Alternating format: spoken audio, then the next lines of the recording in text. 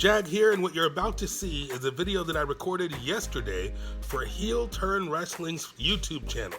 Now, the Jag has been asked by Heel Turn Wrestling to do a weekly recap show, and so yesterday was episode number 1 of what I'm calling Juggernaut versus Jabroni. This is kind of the week in review. You guys already know who we are, you already know what we do, so check out this video that is shared over in the Heel Turn channel, but you're also going to get it right here on Make Me a Fan. It's going to be a weekly feature on Heel Turn, and I'll keep sharing it over here at Make Me a Fan, so you never miss an episode. Check it out. Today, I would like to introduce you to my new Heel Turn Wrestling show, and I'm calling it right now Jabroni versus Juggernaut. This is a recap of the week. I will let you know who was awesome and who straight up sucked. So we're going to get right into it. The Jag is not going to pull any punches. If I hurt your feelings, I'm talking to you AEW fans. Let me know how you feel in the comments, because the Jag pulls no punches. I will keep it real. So let's get started. The Juggernaut of the week was Rhea freaking Ripley, finally able to wrestle the NXT Women's Championship away from Shayna Baszler in a fantastic freaking match in which she didn't tap out to Shayna's usual offense, and she was able to hit her with a second rope riptide, so we got Baszler out of there. She got the strap, and Baszler didn't have to look bad on her way out the door. At least what we assume is her way out the door. So, Rhea Ripley, I think, is fan-freaking-tastic. The fans love her. You can see by the way they rush the ring. The fans can't get enough of her. And Shayna Baszler deserves some kudos because she's carried that belt for quite some time and has been an amazing champion. I think all signs point to her headed to the main roster, or the lateral move to the main roster. And so this week's Juggernaut in the ring, badass of the week, is Rhea freaking Ripley, your new NXT Women's Champion. The Jabroni of the week has to go to Mr. Kenny Omega. Now, I like Kenny Omega. In fact, the very first episode that we ever did for Make Me a Fan was Make Me a Fan of Kenny Omega, and I liked everything that I saw. I think Kenny's a fantastic dude. I hear he's a very nice guy, but here's the thing about Kenny. When he and the Young Bucks and Cody created this thing that we know as AEW, they wanted to make sure that they were fair and that they were impartial and that they gave everybody a chance to shine, which has had varying results. However, the problem with Kenny Omega is that he's kind of like the guy that your mom brings home, the guy who says, I don't want to be your dad, I just want to be your friend.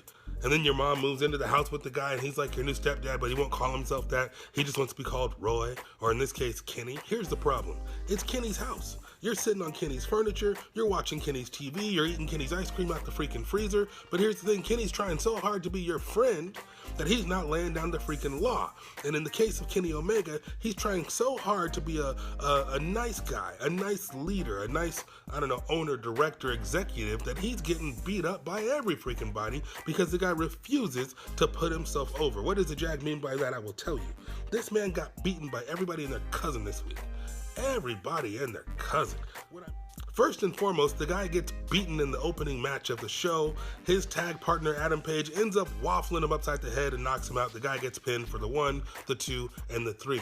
Next thing you know, Pac, formerly known as Neville in the WWE, Pac says he's going to go beat up Kenny Omega's best friend, Michael Nakazawa. I forget, Nakawaza? I'm not sure. They're going to beat up his buddy Mike, all right? And so we see the door open, and Kenny panics, and he goes and runs to save his buddy. But even once he gets there to save his buddy, of course, all of a sudden, Pac and Mikey are gone, and we turn around and Kenny's getting his ass beat again by the Lucha Brothers. I don't understand what's going on. So now at the end of the show, the worst angle in the world, the Dark Order, is beating up on everybody and his cousin. All of Kenny's friends are getting their asses kicked.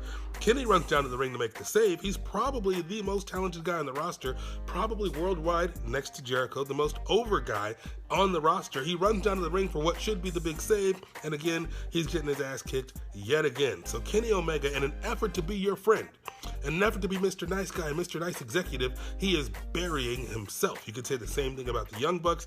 You might even say the same thing about Cody, but Kenny Omega was the whipping boy of this week, and that's why this week he is the Jag's Jabroni of the week. Promo of the week has to go to Becky Lynch. And if you saw Jag's Jabs, that's my daily show over at Make Me a Fan, I talked about Becky earlier this week and how this promo, this little bit about how Asuka is the only one who's beaten her and that the WWE has protected their cash cow, Becky Lynch being their cash cow in terms of merch, in terms of ratings, in terms of fans. They protected her from Asuka because they don't believe that she can beat Asuka. Holy mother of pearl, I did not think I could give a rat's ass about Becky Lynch after all this man business. Now, I don't mind Becky Lynch so much, but she hasn't done anything really, in my opinion, since that cage or that Hell in a Cell match with Sasha Banks.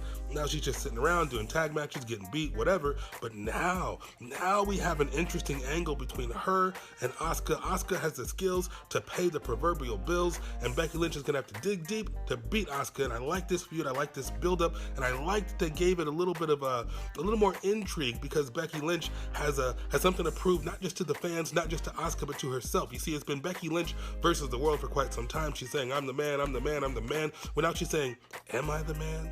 And that crap is intriguing, and that crap makes the Jag want to see the match. Of course, I know Asuka's got the skills that can push Becky to the limit, and I'm expecting a fantastic freaking match, probably at Royal Rumble, if not Royal Rumble, maybe all the way to WrestleMania, but of course, a lot of people seem to think that Ronda might be coming back around WrestleMania. Who freaking knows?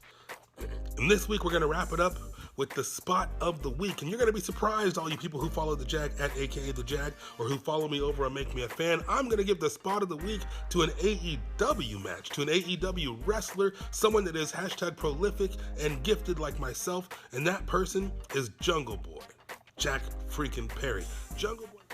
Jungle Boy's match against Chris Jericho was pretty much a waste of everyone's time. Jericho said he was only doing it because he had to, and he wasn't even going to put the title on the line. But I guess to make it interesting, he talked a little bit of trash, maybe got a little too much bravado, and he said, this guy won't last 10 minutes with me. And so the game, or the payoff was, will Jack Perry last 10 minutes with Chris freaking Jericho? And of course, Jungle Boy, he sure as heck did. He hung in there like a champ. So the Jag's spot of the week is at the end of that 10-minute period where Jericho has Jungle Boy in this modified Walls of Jericho. He's holding him there for damn near 30 seconds. And of course, it's meant to look excruciating. Jungle Boy's not having a field day. He wants to tap. He needs to tap. He wants to relieve this pain. And to Jericho's credit, he sits deep on this sucker. He's making it look like it hurts. He's putting everything he's got into this thing. Kudos to Jericho for putting his all into this match. Well, if that's his all, I'm a little disappointed, but giving us a good show, putting forth a whole heck of a lot of effort, and Jungle Boy was selling his ass off, looking like he wanted to tap, but at the very end, he lasted all 10 minutes. The bell rang, the crowd went a little crazy. Even Jungle Boy's mama or sister was kind of confused as to what happened. Jericho gets up, he raises his hands. That was a cool little payoff. I think that was the spot of the week because Jungle Boy is freaking talented. He deserves some more limelight. He's one of the many people in the AEW roster that deserve a little more spotlight, a little more time in the sun, but he got his moment in the sun. He proved his toughness, he proved his worth. He had a very entertaining match, and at the end, I think he earned Jericho's respect, and he most definitely earned the Jag's respect, which he had already, but let's just say he climbed in a couple of levels. So, that's going to do it for the first ever episode of Jabroni or Juggernaut, the Jag's Week in Review. So what you think? That's the Week in Review, Juggernaut versus Jabroni.